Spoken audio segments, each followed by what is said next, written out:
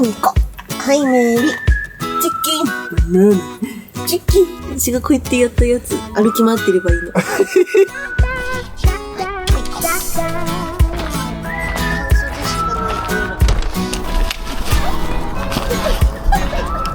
あ、こうやった。すごっ。フルーツサンドです。あそこで買ったやつだ。それも違う。うめえ。すいません。いいことありますよ。そういう。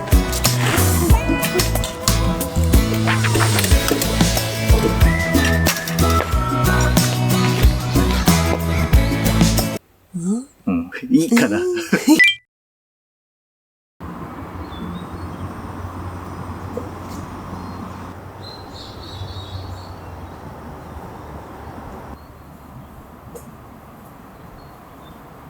おはようございます。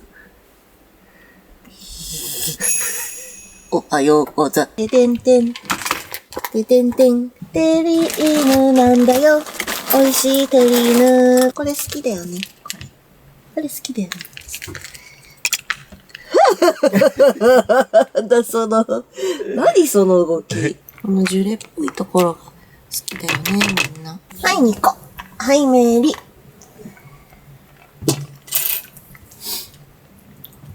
昨日はビーフにしたんだけど、上の方だけすくって、もう嫌になっちゃったみたいになってたから。あ、そ今日はチキン。チキンバナナ。チキンバナナ。私がこうやってやったやつ。う。あは鳥とバナナだから。だけやっていればいいの？そう。だけやって、歩き回ってればいいの。毎回完食って難しいね。うん。ムラがね。見るのが早いですね。お散歩行きたい人？ニコお散歩行きたい？お散歩行きたいのか？にに。お散歩行きたい人？はい。行きます？ニコ。メリも。そうそう。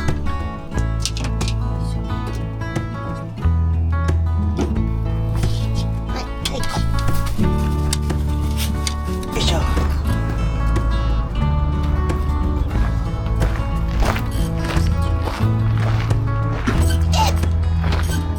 半袖しかないオイラ。着るなんかもうさっき閉まっちゃったし、もう大丈夫。ダウン、ライトダウン着て。なんで？つけるから。なんでだよ。やめないよそういうの。どういうの？平気なの？なんで？これ着なくても。対応可能です。いやいや、これ着なくても。無理やり流すの。半袖の子もさっきいた。ここでしょ？子です。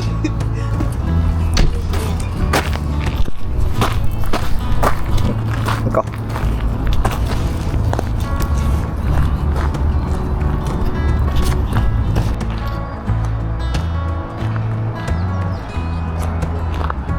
メリー頑張って。行くよ。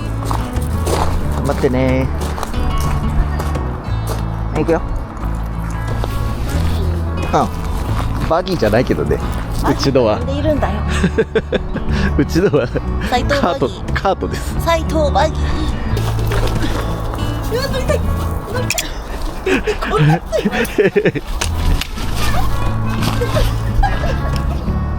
じゃあだってクッション持ってくるからクッション。待ってだって、待って。あ、こうやって。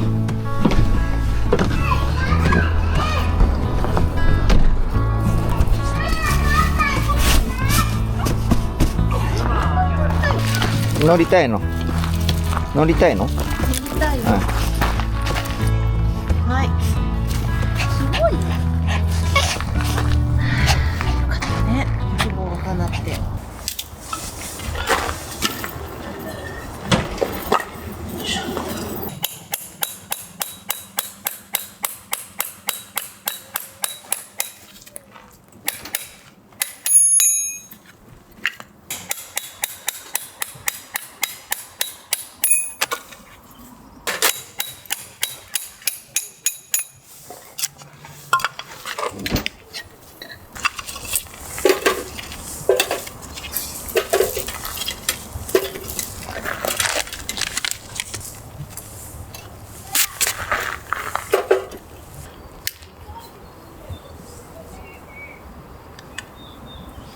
ついた。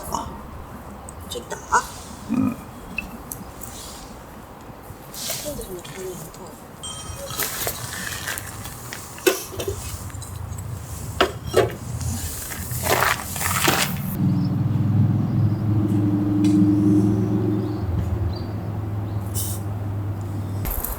すごっ。フルーツサンドです。あそこで買ったやつだ。そう。なんだっけ、道の駅じゃなくて、旅の駅？これ、すごっ。旅の駅でしたっけ？旅の駅川口湖。ヒョウ柄のフルーツサンドにしました。すごいですね。バナナと迷ったけど、これを太郎ちゃんと半分こして、ちょっとフルーツの場所が偏るけど。あとは、太郎ちゃんが牛乳、私が飲むヨーグルト。これは魔界の牧場のなんだけど、売ってました。そこにね。旅の駅にね。旅の駅にコーヒー、ナッツビート。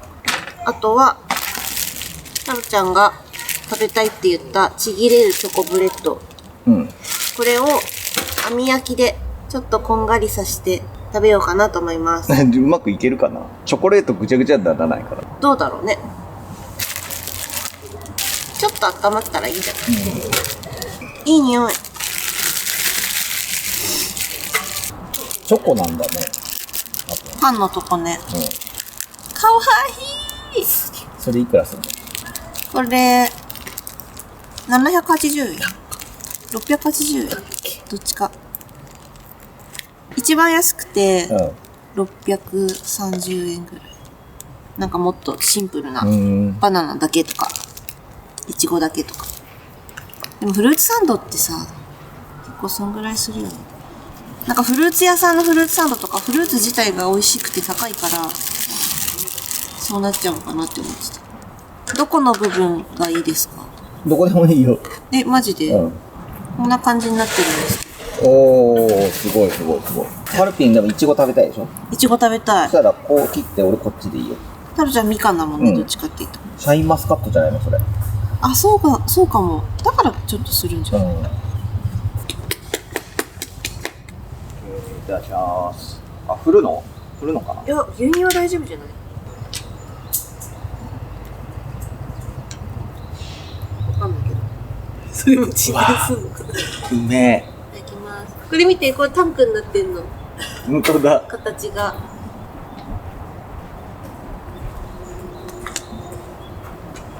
うまい。う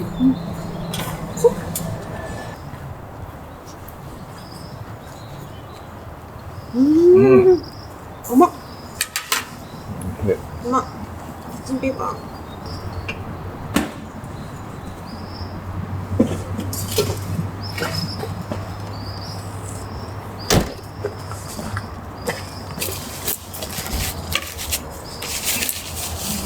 なんか、ヒョウ柄のチョコそんなにわかんない。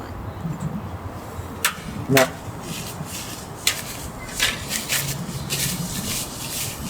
一瞬だった。一瞬で牛丼ぐらいの値段、食べた。恐ろしや。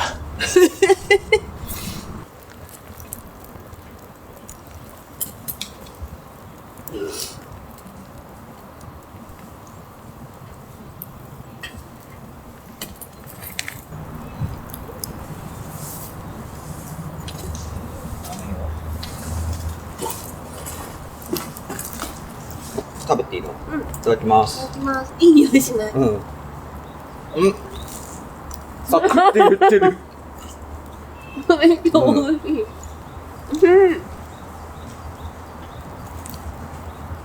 サクサクになった。美味しい。なんかこのパンが焼かれてる香ばしい匂いが好きすぎて、パン屋さんの匂いとお蕎麦屋さんの出汁の匂いに弱いです。駅の中にある蕎麦屋のうまそうだよね。醤油の出汁の匂い。確かにあれ吸い込まれるわ。醤油じゃないか、蕎麦つゆ。あれでね、そう。わかるよ。わあ、美味しそうってなっちゃう。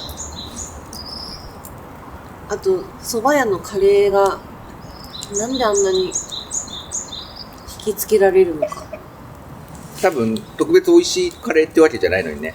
そう、普通にね、具も小さいのにどうしてもなんか、かけそば足す半カレーってなっちゃう。めっちゃいい日になった。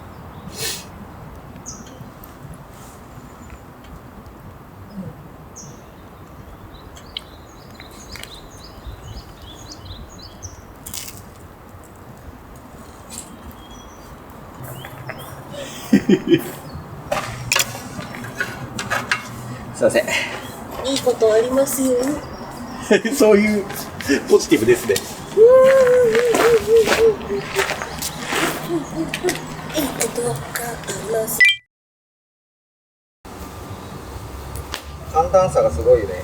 ダンカンさん。あー、暖寒差。ダンダンダンダンダンカンさんカンダンさんカンダンさん。ちょっとこのま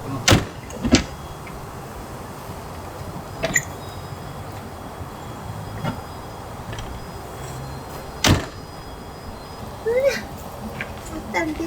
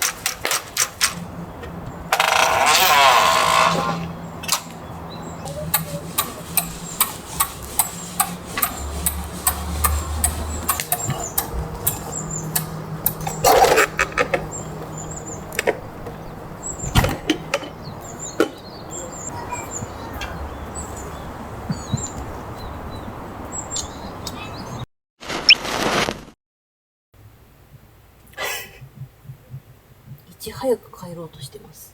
終わったね、片付け。ということで、はい。片付け終了しました。楽しかった。楽しかった。やっぱキャンプ楽しいね。焚き火が終わってないんで、今鎮火中です。でですね、せっかくこのバストナーでキャンプに来たので、今回はちょうど3ヶ月ぐらいこのキャンピングカーを使ってみて、良かった部分と、はい。ちょっとなっていう部分と出してみようかなと思います。はい。やっぱり最初はね、気づかない部分もあったりするんで、こう3ヶ月経って感じたことをお話ししたいんですけども、はい。まず良かった部分、どんなところがありますか？過ごしやすい。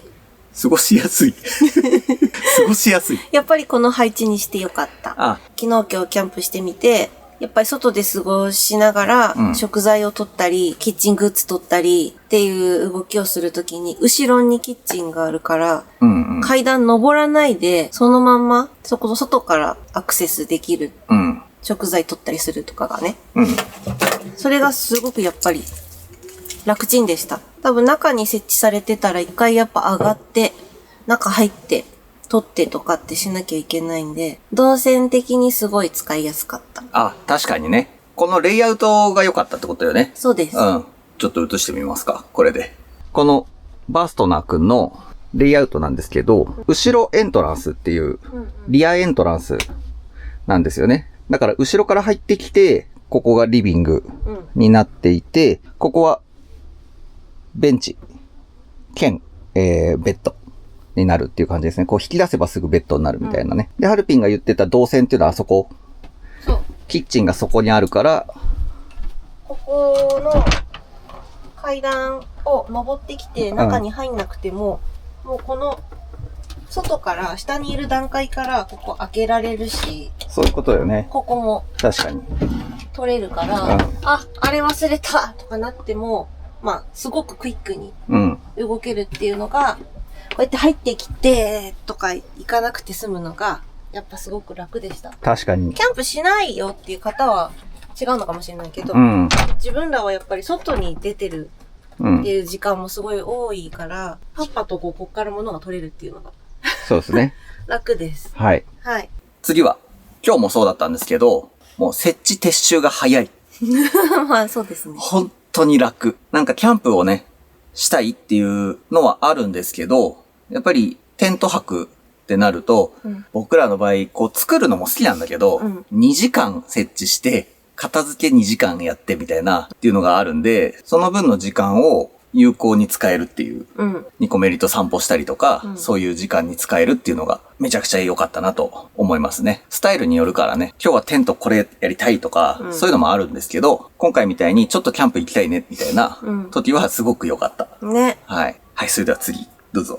まあやっぱ、ニコメリとともども過ごす時間で、まだまだこう寒暖差があったりするんで、部屋の中でこもらないと、寒くてちょっと過ごせないっていう時間帯とか、キャンピングカーがあると、ニコメリのおトイレの場所だったり、もろもろスペースを気にせず、あったかく過ごせるので、それがすごい良かったなと思います。はい。基本的にはね、ワンコたちと僕らは行動してるので、この室内の空間でくつろげる場所っていうのがあると、すごくいいですよね。この2個の方は特に、交流ができないので、ずっとね、外にいて他のワンコとかがいると、疲れちゃうっていうか、自分で疲れに行ってるんだけど、なんで、自分の家みたいな空間があるとすごく安心できるかなと思いますね。まだ冬しか越してないんだけど、冬もね、やっぱその FF ヒーターがついてて、ずっとその暖房をね、つけておけるっていうのがすごくいいなと思ってますね。一酸化炭素の心配もないし、排気は外に行ってるんで、ストーブだとね、やっぱりちょこちょこ見に来ないといけないから。やっぱいろいろな面で心配ですよね。そう。だから今度はね、夏が来るんで、一応ね、ルーフエアコンっていうのがついてるんだけども、まあこれまだ本格的に試してないから、どれぐらい効くのか。予想としては、この箱自体が、やっぱ断熱性能がすごいから、一回暖かくなっちゃうと、結構ずっと暖かいよね。まあもちろん永遠ってことはないんだけど、真冬もね、暖房切れたらやっぱ寒いんだけど、でもやっぱ普通の車よりは全然違いますよね。あんまり冬に結露するってことがなかった、この車は。ね、こっちもまあカーテンしてるからとかでね。それでは次。やっぱり、旅してて生活をするって考えると、この天井が高くて腰を曲げずに立てるっていうのがもう一番の僕は良かった部分。車の中で立つっていうのは普通考えられないというか、で僕らバンも乗るんですけど、バンの方も広いんだけど、車中泊もできるし広くしてるんだけど、でもやっぱ立てないから、長期旅ってなった時に一番長くて10日間ぐらい行ってるんですけど、やっぱもう辛いよね。最後ね。まあ1週間ぐらいなら、なんとか行けるんだけど、やっぱり腰も痛くなってくるし、あと本当に寝るためだけの設備になってるから、車の中で作業したりとか、着替えたりとかっていうのが結構辛い。ただこれはやっぱりもう立てるし、なんなら手伸ばせれるから、立って。っていうぐらいこう背の高さっていうのすごい良かった。これだけでちょっと疲れが違うよね。もちろん広いっていうのも嬉しいんだけど、広いよりも立てるっていうのが結構ポイントが高いかもしれない。あとじゃあありますか？トイレ使った。トイレね。トイレもほんとありがたい。昨日夜中、雨だったんですよ。朝まで。降ったり止んだり。まあまあ強めの。で、まあトイレまでまあまあ距離があって、2箇所トイレ使えるんですけど、ちょうどなんか真ん中にいるみたいな位置で。今日はね。まあ傘も1本持ってはいたんですけど、もう夜中とかトイレとか行きたいってなった時に、ちょっと遠いし、ライトつけて、傘さして行くのちょっと億劫だなみたいな。もちろんキャンプで来てた時はそれでも、もちろん歩いていくんですけど、これはもう使ってみようと思って。確かに。意を消して。使ってなかったんだよね、まだね。今度ね、またちょっと使い方とかやってみようかなと思うんですけど、動画で。もう一回したら、なんて便利なんだと思って、ハマりました。本当に。全然なんかもう、最初、抵抗感まではないですけど、こう、まあいいや、外で頑張ってしちゃった方がっていう考えの方が大きかったんだけど、いざ使ってみたら、もう虜になりました。まあただショーだけですね。ショーだけ。でも便利すぎて。本当に助かってますね。結構どっちもトイレしたいってなっちゃった時とか、順番に行ったりとかしたんですよ、我慢して。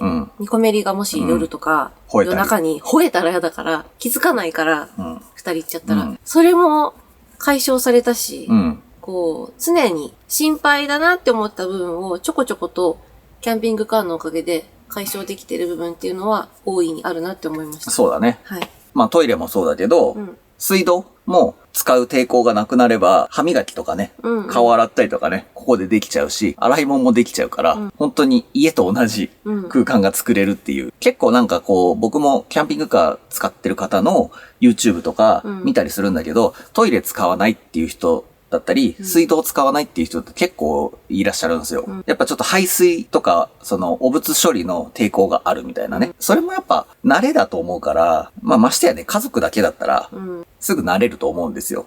僕も嫌だったんだけど、もう慣れた。家帰って、浄化槽なんですよね、うちは。だから浄化槽って結構でっかいマンホール。これぐらいのマンホールポコッと開けると、したものがそのまんま溜まってるわけですよ。それ見るの結構抵抗あったけど、まあでも、それこそ水道屋さんの話聞いてたら、まあこんなんだって他人のやつをいつもやるわけだから、慣れますよみたいなって言ってて、まあ、そうだよねって、これは自分たちのものだからまだマシだよねっていう風に思ってトイレ使うようになったんだけど、慣れれば、ほんと快適、と思ってます。まあ確かにね、捨てる場所、マンションとかで、捨てるの大変とか、だから捨てたくないみたいなね、そういう理由もあると思うけど、うちの場合はせっかく捨てる場所があるから、グレータンクって言って、水道の方の排水も捨てる場所があるから使ってますけど、確かにマンションとかだったら、ちょっとね、大変かもしれない。そうだね、管理が大変よね。RV パーク行かないと捨てれないとか、まあ最悪、ブラックタンクっていうトイレの排水も、タンクになってるから、コロコロ転がして、スーツケースみたいに転がして、はい。これ熱くなると止まっちゃうんですよね。電池落ちましたね。あ、落ちた。どこにもこう、ホットとか出ないんだね。あ、でもね、温度計マーク出るんですよ。出るんだよ。いいかな。はい。ちょっとなっていう部分も、一応お話しして終わりにしましょうか。はい。はい。ありますか？ちょっとな。結構頑丈じゃん。古いのに、この車って思ってスタートしてますが、ちょこちょこやっぱり悪い部分が見え隠れしてて、やっぱ修理出すたびに、その悪いところは直していただくんですけど、やっぱり他のところも気づいていただけるんで、そちらの直していただいてる場所だと、ちょっとこっちも気になりますねとかってで言われるたびに、歯医者じゃないけど治療が終わらないみたいな感覚があるから、ちょこちょこ直していきながらっていう感じになっちゃうのが、こうガツンと遠くに行くまでにもろもろ全部直しきれたらいいなとか思ったりしちゃうんで、その辺がやっぱり多少そういうことはあるかっていう予想はしてたけど、結構しっかり動いてくれてたから、序盤当たりだって思ってて、まあでもこのぐらいで済んでるから良かったのかもしれないですけど、もっと大変な修理もあるかもしれないから、ただやっぱ慣れてないから、またここ壊れた、今度はこっちかみたいなのが続いて、多少不安になっちゃってるところはあります。これはうちの場合に限りっていうか、その中古を選んでるからっていう部分もあるし、あと輸入車だからっていう部分もあるから、キャンピングカーのデメリットってことではないんですけど、うちの場合はそういう修理が定期的にあったりとか、あと不安な部分も確かにあるかなっていう感じですね。そうですね。まあなんせ190万で買ってるから、何を贅沢言ってんだっていう、そのぐらいしょうがないだろうっていうところもあるのはもう十分わかってるんですけど、なんかやっぱり直すのが続くと、心配にはなってくるというか。そうですね。はい。はい。僕のデメリットですけども、やっぱりでかい。これでもちっちゃめを選んだつもりなんですよ。まあ本来はもっと大きいやつ、長くてでかいキャンピングカーが理想ではあったんだけど、やっぱりキャンプ場に行きたいとか考えた時に、長さがこれ 5.7 メートルなんですけど、キャンプ場とか普通の駐車場に入れる大きさを選んだつもりなんだけど、幅も結構あるから、あと高さ。幅が 2.3 メートル、高さが 3.2 メートルあるんですよ。そうすると、やっぱり入れない場所も出てくるっていうのがあって、旅をしてても、ここのレストランに行けない、駐車場が狭くて寄れないとか、そういうことはちょこちょこあったんで、やっぱりその大きさっていうのは、極力小さい方が、まあいいんだけども、もちろん当たり前だけど、居住性も狭くなるから、何を取るかっていうね、ところなんですけど、このサイズでも結構不便を感じることがある。5.7 メートルって言っても長いからとかね。まあでも、ただ、やっぱ昨日太郎ちゃんとも言ってたけど、走りに関しては、やっぱり、まあ耐久性じゃなくてその坂をわーって登るとか、トータルで考えて居住性があるのに燃費がいいとかを考えると、なんか取り回し的にはシェビーの方が運転しやすいって言ってたけれども、なんていうの、中身を総合して考えると、すごく素晴らしいキャンピングカーだなとは思います。はい。はい。まあでも本当だからそれぐらいですね。なんかちょっとなって思うのは。あとは特に本当何もない。もういいことの方が断然多いです。そうだね。うちは田舎だし、置く場所駐車する場所も家には困ってないから、その点も含めて満足しております。はい。はい。だから総合で言えば良かったことが、ほとんどだね。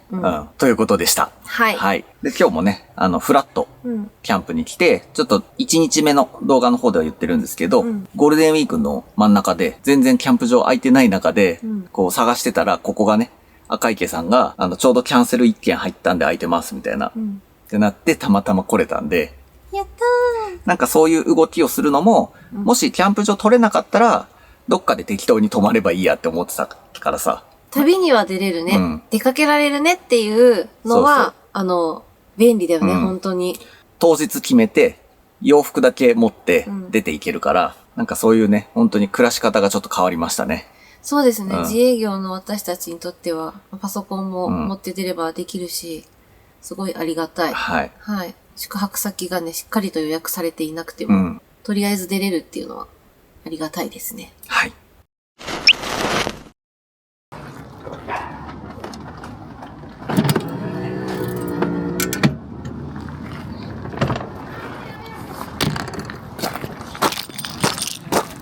ここにレベラーっていう高さ調整を敷いてるので、これを外します。よ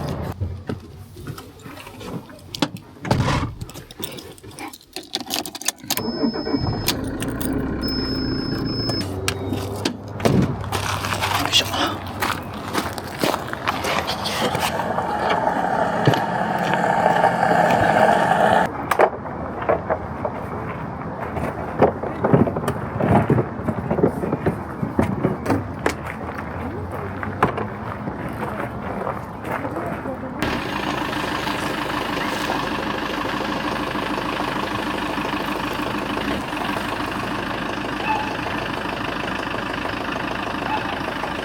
余裕ですね。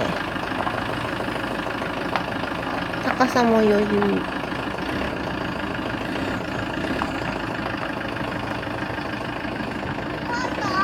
管理棟寄ってご挨拶したら出ます。緑が綺麗でいい季節だね。ほんと、桜咲いてるもんね、まだ。ね。あんだけ夜寒かったらね、確かに。さすがにもうなんか入れない気温じゃないよね。ね。夜も。ちゃんとだってそれこそ普通に冬のもの持ってくりゃ十分暑いぐらいだから。7、8度ぐらいなんで。こっちが勝手に春を先取ってるんで。受付にファイル返してきました。今回も楽しいキャンプを堪能できました。さっき気づいたんだけど、キャンプに来る時よりキャンプが終わって帰る時にものすごい何かが取れて軽くなって元気になって帰るんですけど、私結構いつも不思議。ほんと来る時なんかいろんなもの背負ってここに来て、ジャッジが。そうでキャンプして焚き火してあはって飲んで楽しかったってなって、なんかその邪気が取り払われて煙とともにそれで元気になって日常に帰っていくんですけど、なんかそれにさっき気づきました。なんか軽くなってる体がみたいな。最後までありがとうございました。ありがとうございました。他にもキャンプ車中泊 DIY の動画も出しておりますので、ぜひそちらの方もご覧いただけましたらとてつもなく嬉しいです。チャンネル登録をしていただいたらもっと嬉しいです。それではまた次の動画でお会いいたしましょう。さようなら。さよなら。斉藤でした。ありがとうございました。ありがとうございました。どうしようか。